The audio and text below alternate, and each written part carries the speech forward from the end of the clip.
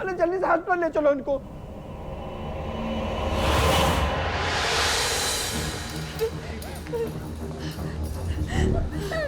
Sorry मामा, I am so sorry mama.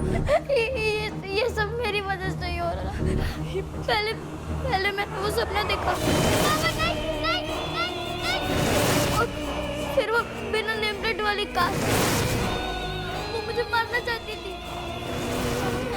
Sorry, मगर मैं नहीं होती तो पापा के सब कुछ भी नहीं होता। मेरी गलती है। ऐसा मत सोचो, तुम्हारी वजह से कुछ नहीं हुआ है क्या?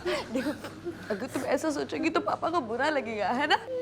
पापा जल्दी ठीक हो जाएंगे और हम लोग घर वापस जाएंगे। हाँ हाँ, तुम टेंशन मत लो, सब ठीक हो जाएगा। ओके, तुम बस यहाँ पे बैठो, मैं ना पापा जी से प्रे करके आती हूँ पापा के लिए, ठीक है? हाँ, चलो चलो, तुम बैठो यहाँ पे। अच्छा अच्छा।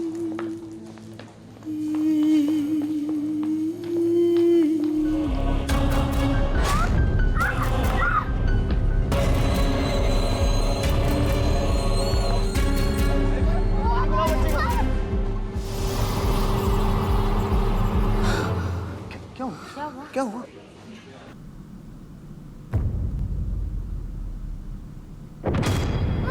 मम्मी, पापा, कहाँ हैं आप लोग? मम्मी,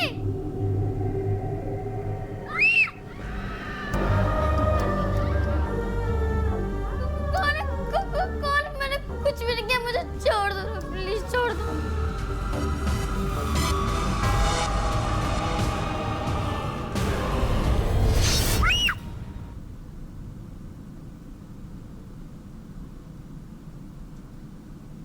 सपना था, लेकिन बहुत भयानक था।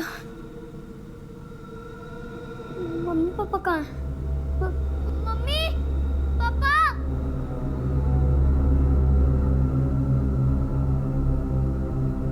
मम्मी,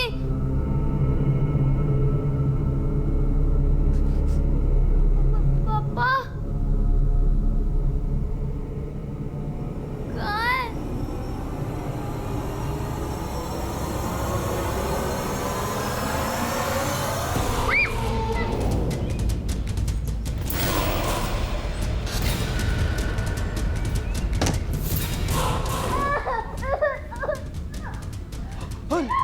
सीता, क्या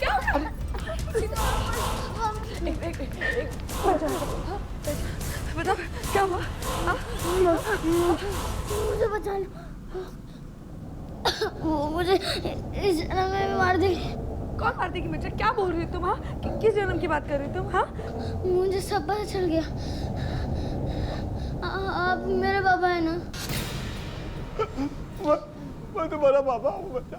एक मिनट, मुझे कुछ समझ में नहीं आ रहा। तू क्या कहना चाहती है? और तू इन्हें पापा क्यों बुला रही है? हाँ,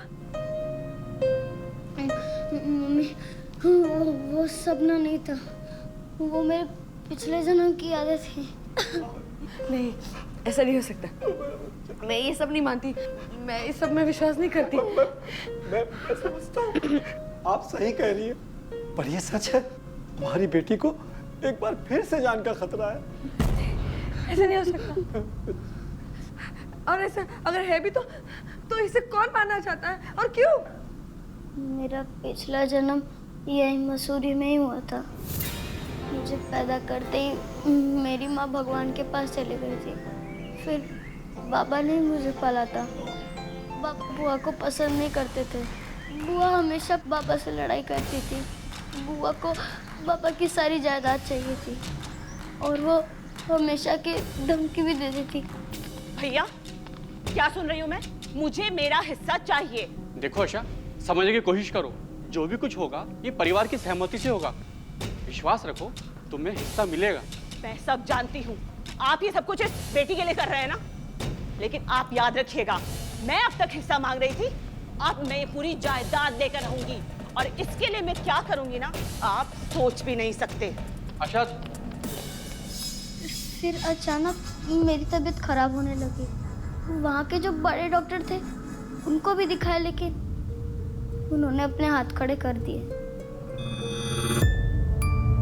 उस दिन बाबा को बुआ के कमरे से आवाजें आ रही थी, इसलिए बाबा उस कमरे की तरफ बढ़े। बाबा गए तो उन्होंने देखा कि सीता, आशा, ये सब क्या हो रहा है?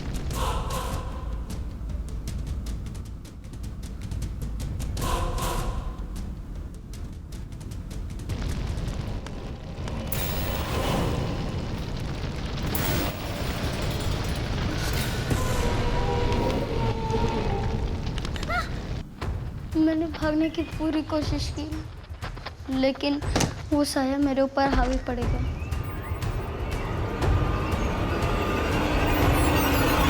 उसे देखकर मेरे होश उड़ गए। वो इंसान नहीं, कुछ और बन गई थी। आशा, तुम ये क्या कर रही हो? रुक जाओ। अभी भी आखिरी मौका है, मेरी बात मान जाओ और सारी जायदाद मेरे नाम कर दो। और तुम्हें जायदाद तो क्या, एक फूटी कोड़ी नहीं दूंगा।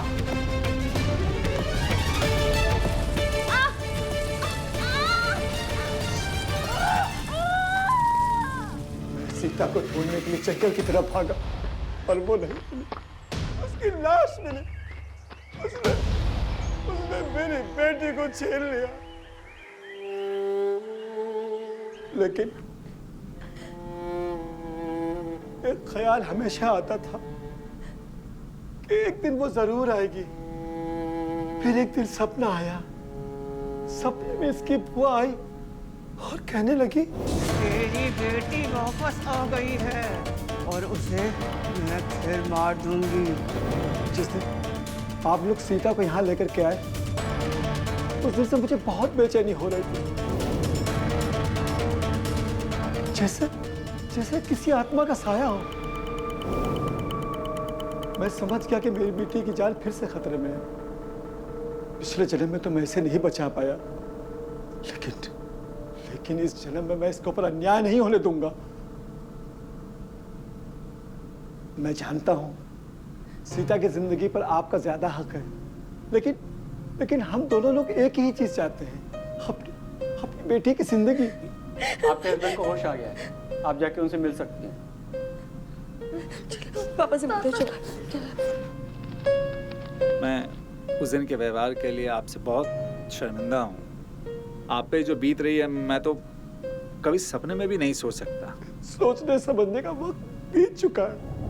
अब आप लोग मेहरबानी करके जल्दी से सीता को यहाँ से ले जाइए। हाँ,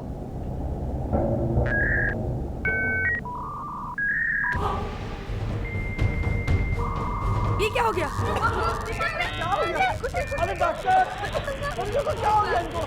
आप फिर निकले यार।